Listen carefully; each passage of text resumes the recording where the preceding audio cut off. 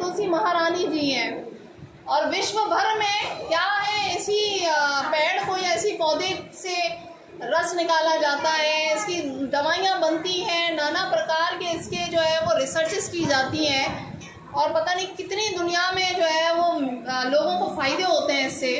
पर सबसे बड़ा जो फ़ायदा जो हमें श्रील प्रभुपाद जी ने बताया है वो क्या है, मैंने शुरू में ही कहा था कि जो तुलसी महारानी है वो भक्ति की देवी हैं, वो हमें भक्ति प्रदान करती हैं। भगवान श्री कृष्ण के आगे अगर हम 56 भोग भी रख दें, उनके आगे कितने ही प्रकार के व्यंजन भी रख दें, और अगर तुलसी देवी का पता नहीं रखा हमने तो क्या भगवान स्वीकार करेंगे? पॉसिबल ही नहीं है ना। तो तुलसी देवी की जो महिमा है वो मैं अपने शब्दों में तो बिल्कुल भी नहीं बता सकती। वो अनंत है, वो अनलिमिटेड है।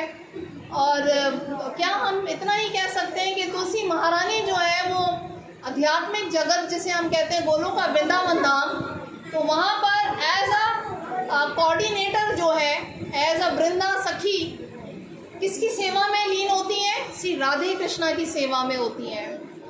यानी जैसे यहाँ टेम्पल है, मंदिर है, तो इस मंदिर के अंदर बहुत सारे लोग हैं वो कोऑर्डिनेट कर रहे होंगे, कुछ जो है वो भगवान की सेवा में लीन होंगे, कुछ जो होंगे वो यहाँ के फाइनेंस में लीन होंगे, कुछ लोग ऐसे होंगे कि जो लोग जो क्या कर रहे होंगे इसकी पूरी मैनेजमेंट में होंगे।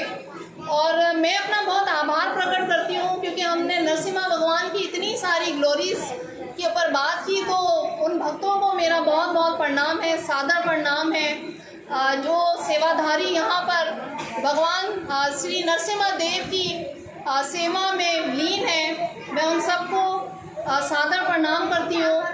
और जो मैं बात भी कर रही थी कि तुलसी देवी भी जो है वो जिसे कहते हैं सिंबल ऑफ सेवा, she is a mother of devotion, she is a symbol of सेवा।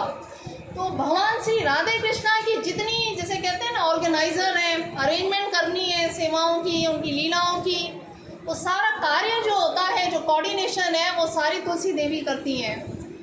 तो एक दफ़ा श्रील प्रभुपाद जी जो है वो कहते हैं कि एक दफ़ा श्रील प्रभुपाद जी अपने डिसाइपल्स के साथ बैठे हुए थे, तो बहुत सारी जैसे मंदिर की सेवाएं थी उसके ऊपर चर्चा कर रहे थे कि अच्छा जी आज मंदिर के अंदर जो है वो इस चीज़ को ऐसे होना चाहिए था, या टाइम सही नहीं मैनेज हुआ। तो जितने भी उनके वो थे डिसाइपल थे, समझ लें कि वो थोड़ा सा ना अशेम्ड फील कर रहे थे कि आज हमारी सेवा में कोई कमी रह गई, कि श्रील प्रभुपाद जी जो है वो हमें बता रहे हैं कि आज आपने टाइम नहीं मैनेज किया सही, या भगवान को फूल सही नहीं अर्पण किए। तो ये सारी चीज़ें जब बता रहे होते हैं तो सारे जितने डिसाइपल होते हैं वो क्या होते हैं, डिप्रेस हो जाते हैं। जैसे ही डिप्रेस हो जाते हैं तो श्रील प्रभुपाद थोड़ी देर के बाद जो है वो देख लेते हैं उनके चेहरे सबके क्या होते हैं, डिप्रेशन में चले जाते हैं।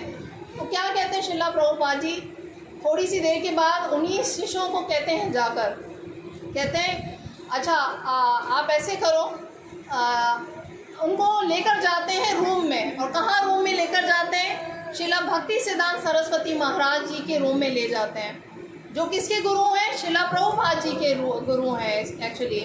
तो भक्ति सिद्धांत सरस्वती महाराज जो है हम सबके एक्चुअली क्या है, दादा है ना, दादा पर दादा। तो श्रील प्रभुपाद जी जो है वो उनको कहते हैं अपने शिष्यों को, जो कुछ बोलना है अभी आप अपने दादाजी से कहें, क्योंकि दादाजी जो है ना वो उनका जब आश्रय लेते हैं तो ऑटोमेटिकली आपको फेवर मिल जाएगी। तो इसी तरह से अगर हमें भगवान की सेवा की फेवर या भगवान से कोई सिफारिश करनी है, भगवान की भक्ति में आगे बढ़ना है, तो तुलसी महारानी जी जो है वो गेट कीपर है। गेट कीपर है बेसिकली। गेट कीपर का मतलब उनकी सहायता और उनकी ब्लेसिंग के बगैर आप आगे नहीं बढ़ सकते। जैसे कि श्रील प्रभुपाद जी ने कहा कि आप अपने दादा से अगर प्यार से भी कोई बात करोगे तो वो आपका मसला सारा हल कर लेंगे। अभी भी अगर कभी भी कोई मसले में फंसो तो अगर आपके गुरु या उनके जो गुरु हैं, दादा हैं या परदादा हैं, आप उनसे जब बात करेंगे, क्योंकि परंपरा चल रही है, तो हमें फ़ौरन से वो जो है वो तृप्त करते हैं, हमारी प्रार्थना फ़ौरन सुनते हैं। इसी प्रकार से जो तुलसी महारानी है, क्योंकि भगवान को बहुत ज़्यादा प्रिय है, तो फ़ौरन से वो भगवान के लिए जो है वो हर वक्त चरणों में तत्पर रहती हैं, रेडी रहती हैं। तो भगवान शंकर की ही हम बात कर लें तो कहा जाता है कि जब उनको वृंदावन के अंदर रास लीला के अंदर जब भाग लेना होता है तो सबसे पहला काम वो क्या करते हैं, अपना ड्रेस चेंज करते हैं। आज भी क्या होता है कि जो भारत के मंदिर हैं वहाँ पर सुबह में गोपी ड्रेस पहनाया जाता है और शाम में फिर चेंज कर देते हैं, क्योंकि भगवान शिवा जो है वो डिफरेंट तत्व हैं बिल्कुल। तो वो भी वैष्णवा नाम यथा शंभू के नाम से जाने जाते हैं। श्रीला प्रभुपाद जी ने हमें समझाया है कि वो टॉप मोस्ट वैष्णवा हैं। और इसी तरह से हम बात कर रहे हैं आज टॉप मोस्ट वैष्णवी की, वृंदा देवी जी की। तो यहाँ पर भी आप देखिए तुलसी महारानी जी जो है कैसे सहायता करती हैं। जो महादेव जी होते हैं, आप लोग प्लीज़ थोड़ा सा ध्यान से सुनिएगा, मुझे थोड़ा सा शोर सुनाई दे रहा है, आप लोग कृपया थोड़ी और देर सुनेंगे तो आपको काफ़ी अच्छा प्रॉपर्ली समझ में आएगा कि जो तुलसी देवी हैं, जो वृंदा देवी हैं, उनकी महिमा का गुणगान हम लिटरली नहीं कर सकते, पर हम ग्लोरीफाई करके अपने आप को प्योरीफाई ज़रूर कर सकते हैं। तो हम सुने, श्रवण जो है वो पहली सिद्धि होती है, पहली साधना की कड़ी होती है। जब हम सुनेंगे तो आगे जाके हमें वो चीज़ अंदर असर करेगी, उसके बगैर नहीं हो सकता। So I was telling regarding Mahadev जी कि जो महादेव जी हैं वो जब एंटर होते हैं, कहाँ पर एंटर होते हैं, रास लीला में जब एंटर होते हैं तो अब उनको क्या होता है कि एंट्री मिल नहीं रही होती है।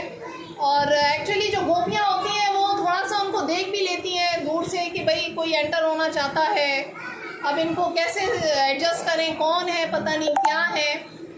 उस वक्त भी जो है वो तुलसी महारानी जी जो है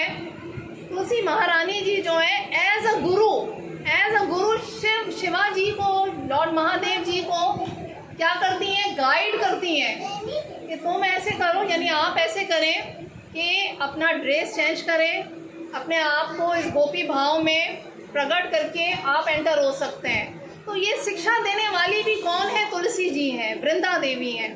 तो वृंदा देवी का जो रोल है, जैसे मैंने कहा कि इवन चैतन्य महाप्रभु की जब उत्पत्ति होती है संसार में, तो अद्वैत आचार्य जी जब शालिग्राम की उपासना करते हैं तो शालिग्राम के ऊपर क्या लगाते हैं, तुलसी और जल गंगा का डालते हैं, तब कहीं जाके महाप्रभु जी आते हैं। और हमने क्या सुना, हमने ये सुना कि हम कोई भी अर्पण वगैरह भगवान को करते हैं तो तुलसी जी के बगैर भगवान देखेंगे भी नहीं।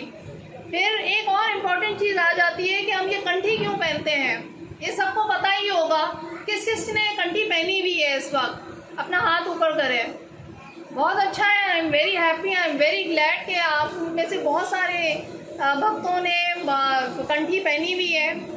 और इसकी महिमा आप सबने सुनी भी होगी कि इवन यमराज जी भी जो है वो भयभीत हो जाते हैं, स्ट्रेस में आ जाते हैं कि अच्छा जी कंठी पहनी हुई है, इसको कैसे मैं कष्ट दूँ।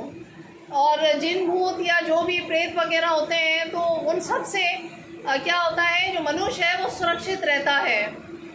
बहुत अभी सर्दियों के दिन भी होंगे और आप जब पानी निकाल के स्नान करने जाएंगे प्रभात वेले, तो उस वक्त भी क्या होगा कि जब पानी आप डालेंगे अपने सर पर और ये कंठी से जब पानी नीचे उतरेगा तो कहा जाता है कि गंगे चे यमुने चे गोदावरी सरस्वती निर्मदे, ये जितनी भी सरस्वती, गंगे और ये जितने भी प्रयाग तीर्थ हैं, उन सब का नहाने का जो फल होता है वो सब उस वक्त मिलेगा जब आपकी कंठी पहनी हुई है और आप नहाने के लिए, भगवान की साधना के लिए अपने आप को प्योर कर रहे हैं, पवित्र कर रहे हैं। तो कंठी पहनना बहुत ज़्यादा ज़रूरी है। इवन अकबर बादशाह की एक स्टोरी हमने सुनी थी कि उनके उसमें रियाया में कोई इस तरह का मधु शाह नाम का कोई शख्स था और उसको बस एक ही चीज़ की लगन थी कि मैं भगवान जो प्रसन्न हो जिस चीज़ से, मैं वही धारण भेष करूं। तो वो क्या करते थे, कौन सा धारण भेष करते थे? उनकी तिलक होता था हमेशा, 12 जो विष्णु चिन्ह होते हैं शरीर पे वो लगे हुए होते थे, और साथ में जो है कंठी माला उनकी ज़रूर होती थी। तो जब वो इवन अकबर बादशाह ने तो एक दफ़ा ऐलान भी कर दिया था कि भाई मेरी जो सल्तनत है, मेरी जो किंगडम है, उसमें कोई एक शख्स ऐसा ना हो जो ये कंठी और माला और जो है वो तिलक धारण करता हो। तो जो मधु शाह जो थे वो फिर भी उनके पास आके खड़े हो गए, उनको देख लिया उन्होंने। तो वो बड़े अकबर बादशाह कहने लगे कि मैंने तो बड़ा अलर्ट किया था, आप लोगों को हेड्स अप दे दिया था कि you can not wear these tulsi mala and kanthi, you can not, I will punish you. तो जैसे अकबर बादशाह जो है ना उनको कहते हैं, तो वो जैसे कहते हैं ना कि प्राण जाए, क्या कहते हैं आप, हाँ, तो भगवान के साथ बिल्कुल सही।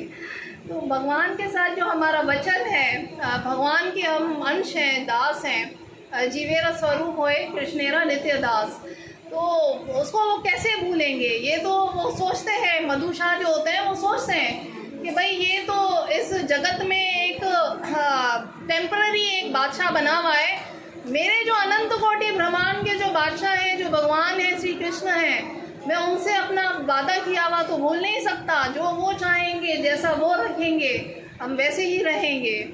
तो उसी वक्त जो है वो तलवार उठा लेते हैं। ये जो मधु शाह होते हैं कहते हैं कि अगर मुझे युद्ध करनी पड़े बादशाह से तो मैं इवन युद्ध भी करूँगा, पर अपना तिलक नहीं हटाऊँगा और ना ही अपनी मैं कंठी माला छोड़ूँगा। तो आप सोचें कि इसकी कितनी महिमा है कि इवन अगर जान भी देनी पड़े तो भी जो है वो भक्त अपनी जो भगवान की प्रसन्न क्रियाएं हैं, एक्टिविटीज़ हैं, उसको नहीं छोड़ सकता।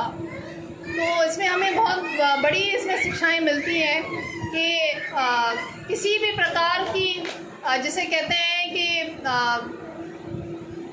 घटनाएं भी इवन होने वाली हों तो वो भी हमसे जो है वो क्या होता है, भगवान परे कर देते हैं। घटनाएं से मतलब वो जो बुरी घटनाएं हैं। इवन करंटली मैं एक बात कर रही थी किसी अमेरिकन से, तो उसने मुझे कहा कि मैं ना पहले बहुत ज़्यादा मुझे कोई भी मैं काम करता था तो उसमें मेरा चित्त जो होता था वो कंसंट्रेट फोकस नहीं होता था, या जिसे कहते हैं ना कि मैं परेशान बहुत ज़्यादा जल्दी हो जाता था या किसी चीज़ को हैंडल नहीं कर पाता था। तो वो कहने लगा कि जैसे ही मैंने तुलसी की माला अपने घर में, वो हालांकि है क्रिश्चियन है लेकिन उसने प्रभुपाद की बुक पढ़ी है, तो उसमें तो भगवान श्री कृष्ण की सारी शिक्षाएं हैं। प्रभुपाद बताते हैं कि तुलसी माला रखें, कंठी पहने। तो उस क्रिश्चियन ने क्या किया, किताब पढ़ के और वो माला लेकर आ गए और कंठी जो है वो बांध ली, पहन ली, कंठ से लपेट ली और माला भी अपने घर में रख ली। तो वो भक्त खुद ही बता रहे, कहते हैं कि अब मैं जपा भी इवन जो है ना अपने घर में क्या करता हूँ कि तुलसी जी का जो मैंने रखा है, महारानी जी को प्लांट रखा है, तो मैं उसको पहले क्या करता हूँ कि प्रणाम करके और उसके बाद फिर मैं क्या करता हूँ, अपने दिन की जो भी मेरी जॉब है उसके ऊपर निकलता हूँ। तो मेरा माइंड शांत होना शुरू हो गया है। तो आप यकीन माने, जो कोई भी तुलसी महारानी जी को प्रणाम करेगा, उनका सिंचन करेगा, पानी देगा, उनके दर्शन करेगा या उनको स्पर्श करेगा, उनको हाथ भी हम लगाते हैं, दूर से दर्शन भी करते हैं, तो पता नहीं कितने अश्वमेध यज्ञ जिसे कहा जाता है, या पता नहीं कितनी थाउजेंड्स मिलियंस में गायें हम दान करें तो उससे भी ज़्यादा फल मिल जाता है। यानी इतनी ज़्यादा इसकी अपार महिमा है।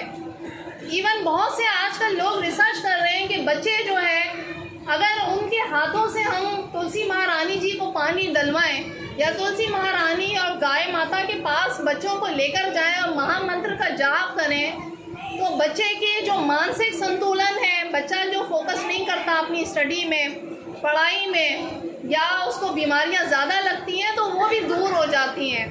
क्योंकि तुलसी महारानी जी के जो बेनिफिट है, जो उनका लाभ है, वो उसकी हम कल्पना नहीं कर सकते हैं। इतना ज़्यादा उनका लाभ है, इतनी ज़्यादा उनकी महिमा है। जैसे मैंने कहा कि भगवान जो है जब शालिग्राम के रूप में प्रकट हुए धरती पर, तो उनको प्रेम भी प्रकट करना था, प्रेम का स्वरूप भी उनको धरती के ऊपर इस्टेब्लिश करना था। तो उन्होंने फिर किसकी उत्पत्ति कराई? श्री तुलसी जी की। तो वैसे शास्त्रों के अंदर नाना प्रकार की जो है वो कथाएं आती हैं। कुछ कथाएं ये भी हैं कि जो तुलसी महारानी जी थी वो वृंदावन में ही जो है वो एक गोपी थी, एक सखी थी, और श्री कृष्ण से बहुत प्रेम करती थी।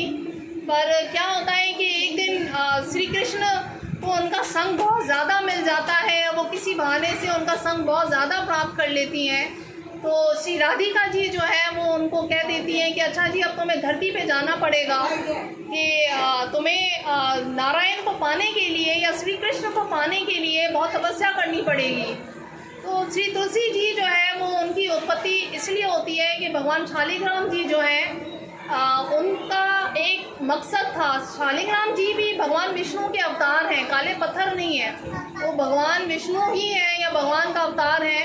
तो जो तुलसी देवी जी होती हैं, जैसे मैंने कहा कि इनका ये प्रसंग आता है कि वो नित्य सेवाकारी हैं, नित्य धाम में, आध्यात्मिक जो धाम है वहाँ पर भगवान की सेवा में कोऑर्डिनेट कर रही होती हैं। तो होता क्या है कि अब ज़ाहिर बात है, उनको तो राधिका जी ने जो है वो बता दिया कि अब आपको तो धरती पे प्रकट होना पड़ेगा। अब धरती पे जब वो आती हैं तो क्या होता है, उनका विवाह हो जाता है किससे? जलंधर नाम के एक राजा होते हैं, या शंखचूड़ भी उनको कहते हैं। शंखचूड़ जो होते हैं वो राजा होते हैं कि जिनका यश जो है वो पूरे ब्रह्मांड तक फैला हुआ होता है। इतने जो देवता होते हैं वो भी शंखचूड़ जी से जो है कांपते हैं। क्यों कांपते हैं? क्योंकि जो शंखचूड़ जी जो होते हैं ना वो बेसिकली क्या होता है, उनके पास ये वरदान होता है कि आपकी जो पत्नी वृंदा देवी जो है, तुलसी देवी है, वो जब तक पवित्र रहेंगी, जब तक उनका पवित्र जो पति धर्म है वो कायम है, तब तक आपको कोई भी हरा नहीं सकेगा। तो वो जो चाहे अपनी मर्जी से देवताओं को दुख भी देना शुरू कर देते हैं। कहते हैं ना कि बहुत ज़्यादा अगर किसी के पास पावर्स आ जाए और गलत शख्स के पास आ जाए तो वो रियाया को तंग करेगा। तो शंखचूड़ जी जो है बहुत पावरफुल हो जाते हैं, लेकिन पावरफुल किस वजह से होते हैं?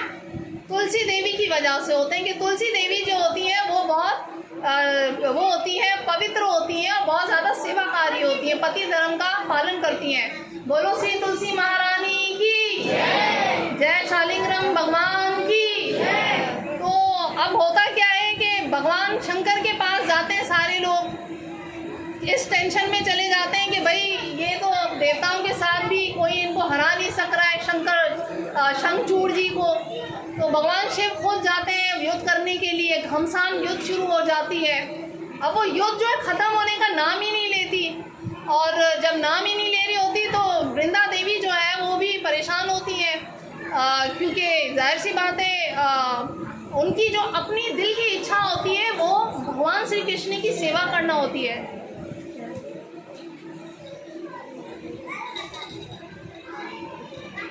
तो उस वक्त फिर क्या होता है कि वो होते हैं भगवान विष्णु के पास याचना लेके सारे लोग चले जाते हैं। जब भगवान विष्णु के पास याचना पहुंचती है, नारद मुनि वगैरह डिस्कस करते हैं कि भाई ये शंखचूड़ नाम का जो राजा है जो बहुत हाहाकार मचा रहा है और किसी को भी जो है वो समझने के सुरक्षित होकर और साधुता के साथ भक्ति नहीं करने दे रहा, और हर संपत्ति पर जो है वो अपना उसने अधिकार जमा लिया है। पता नहीं कितने ओशियंस हैं, समंदर हैं, जलाशय हैं, उन सबको उसने काबू कर लिया है। तो उसको ख़त्म कैसे करें? तो भगवान शिव जो विष्णु हैं वो क्या करते हैं, जो शंखचूड़ जो होते हैं, वृंदा देवी जो तुलसी महारानी के जो हस्बैंड होते हैं, उन्हीं की शक्ल में उनका स्वरूप लेकर वृंदा देवी के पास आते हैं। तो वृंदा देवी को जैसे ही वो स्पर्श कर लेते हैं तो वहाँ जो युद्ध चल रही होती है भगवान शंकर के साथ शंखचूड़ की, उसमें क्या होता है, उनका वध हो जाता है, उसी वक्त वध हो जाता है। और वध क्यों नहीं हो पा रहा था? क्योंकि देवी तुलसी जो है जब तक पति धर्म और पवित्र रहेंगी तब तक उनको कोई हरा नहीं सकता। तो आप देखें ये हमारी तो खैर सोच से भी परे है इस तरह की चीज़ें समझना, लेकिन भगवान की हमेशा कोई ना कोई स्ट्रैटेजी, कोई ना कोई युक्ति होती है। असल में भगवान अपने भक्तों को कभी भी नहीं बोलते हैं। तो भगवान खुद ये चाहते हैं कि जो वृंदा देवी हैं वो उनकी पत्नी बने, उनकी भार्या बने, क्योंकि वृंदा देवी जो है उन्होंने पता नहीं कितने सदियों तक बर्फ़ों में और सूरज की तपिश के अंदर बहुत तपस्या की हुई होती है।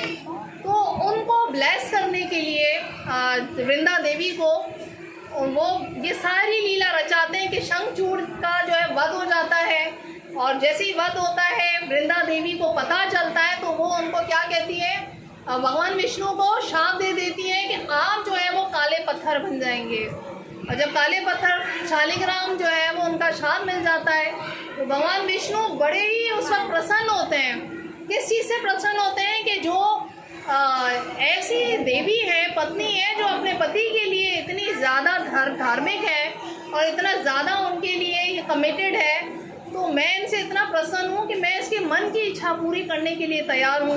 तो इनको युगों युगों जो है याद किया जाएगा, इनको एज अ प्लांट जो है एज अ तुलसी महारानी के नाम से पूजा जाएगा और युगों युगों तक इनकी सेवा की जाएगी। तो उसी वक्त जो वृंदा देवी है उनको किस में कन्वर्ट कर देते हैं? तुलसी महारानी में। बोलो श्री तुलसी महारानी की, तुलसी विवाह शालिग्राम की।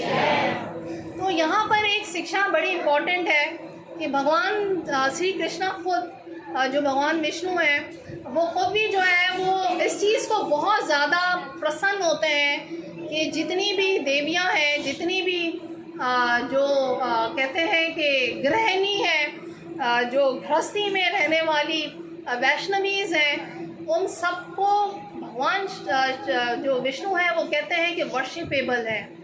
हर पुरुष के लिए उसकी जो वैष्णवी है, जो उसकी भार्या है, जो उसकी पत्नी है, वो पूजा के काबिल है। ये वेदों में बताया गया है। हमारे यहाँ ये शिक्षा दी जाती है शास्त्रों में, हमारी वैदिक संस्कृति में है कि जो पति है उसके लिए पत्नी जो है पूजनीय है, सेवनीय है, और इसी तरह पत्नी के लिए जो है वो पति है और पति के लिए पत्नी है। तो जो पत्नी है उसका, जैसे मैंने कहा, वेदों के अंदर बहुत ज़्यादा उत्तम बताया गया है। श्रील प्रभुपाद जी ने बार बार कहा है कि वो सहायक है भक्ति सेवा में, वो अपने पति को भगवान की तरफ जो है जोड़ती है, उस पर फोकस कराती है, सेवा से जोड़ती है। और वृंदा देवी की भी जो आज हम इतनी महिमा का गान कर रहे हैं, क्यों? क्योंकि भगवान विष्णु जो है उसके जो मन की जो इच्छा थी और जो अपने हस्बैंड जो उनके शंखचूड़ के लिए जो एक कमिटमेंट था, जो उनका एक जिसे कहते हैं कि कनेक्शन था, उसको लाइक करते हैं, उसकी सराहना करते हैं भगवान विष्णु, और उनको फिर पूजनीय होने का सालों साल युगों युग तक जो है हर ब्रह्मांड में ये वरदान मिल जाता है भगवान विष्णु की तरफ से कि अब आपको पूजा जाएगा। तो तुलसी महारानी की कौन कौन पूजा करता है घर में? पानी कौन कौन देता है? सब करते हैं। और जो नहीं भी देते हैं, तो जैसे आज हमने दो चीज़ों पर चर्चा की कि कंठी जो है जिन्होंने नहीं पहनी तो कृपया जाके पहन लें। भले आप अभी प्रॉपर तरीके से पालन नहीं करते हैं भगवान का, आप भोग अर्पण घर में अगर नहीं भी कर रहे हैं आजकल, आस्ते आस्ते शुरू हो जाएगा। लेकिन पहले जो है वो कंठी माला जिसने भी अभी नहीं पहनी हुई कृपया ज़रूर पहने, क्योंकि इससे हमारे इवन जो पाप भी होते हैं बहुत सारे, वो भी भगवान जो है भूल जाते हैं कि ये मेरा बंदा आ रहा है, इसने मेरी तुलसी महारानी को जो है वो अपने कंठ में जो है जगह दी है, इसने अपने जीवन को मुझे अर्पित कर दिया है। माला पहनने का मकसद ही यही होता है। तो भगवान जो होते हैं वो बहुत प्रसन्न होते हैं। चाहे आप 4 नियम का पालन नहीं कर रहे हैं, आप मांस वगैरह भी अभी आपने नहीं छोड़ा है, भगवान का प्रसाद घर में रोज़ नहीं लग रहा है आपके, चाहे आप कुछ गलत काम में भी आपको करना पड़ रहा है कोई ना चाहते हुए, या आपको लगता है कि मैं तो बहुत ही बुरा इंसान हूँ, बुरा कोई भी नहीं होता। श्री कृष्णा के नाम को जो भी सुन रहा है वो बहुत ही उत्तम अधिकारी है, और भगवान का नाम जाप करेंगे, भगवान की कंठी माला जो हमें ये एक गिफ्ट, एक तोहफा मिला है, वो अगर हम पहनते हैं अपनी कंठ से, आप लोग प्लीज़ ये आज ये निर्णय करके जाएं कि आप पहनेंगे ज़रूर।